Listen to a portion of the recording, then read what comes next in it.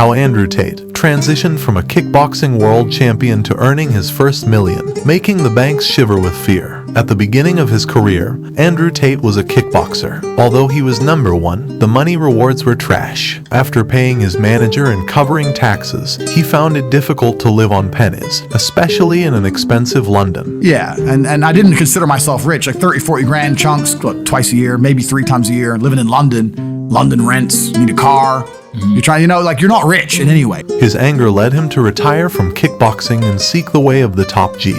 And after realizing he could use his rage and drive on something else, he figured he could become a millionaire. Tate Andrew started by researching money, trying to understand how banks, credit, and fractional reserve banking worked. But the more he learned, the more his anger grew, eventually hating the financial system for how flawed it was. So it's like, I want money. What is money? How do banks work?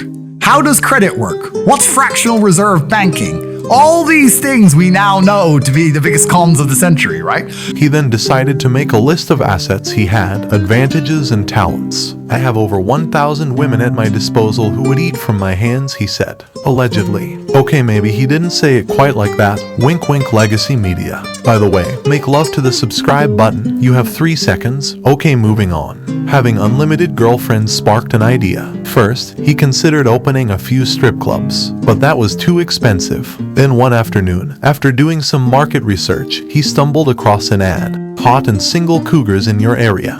After clicking on it and being disappointed, he learned it was just a webcam ad. He then had the highest of the top G's revelation. Because with great power comes great booty, Tate invited his girlfriends over, offering them a business opportunity to become webcam mommies. So I messaged all 5 of my girlfriends, told them I had a job for them, explained to them what I was going to do, I was going to launch this company.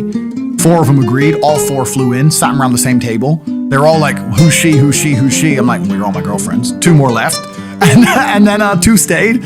And that was the beginning of my little attempt at a webcam empire. He oversaw the technical aspects of the business and dedicated himself to motivating and inspiring his models, creating an environment where they felt valued and had a path to success. Tate operated on a 50/50 split with the models. Although this may seem like a high percentage, the motivation, guidance, and structure he provided made it all worth it. After all, the women who worked independently made significantly less money. Every time a girl would quit and try and do it by herself, she'd make a fraction of the money overall. She's just lazy with it, right?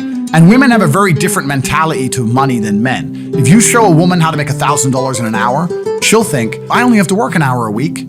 Whereas if you show a man how to make $1,000 in an hour, he thinks, I can make $18,000 a day.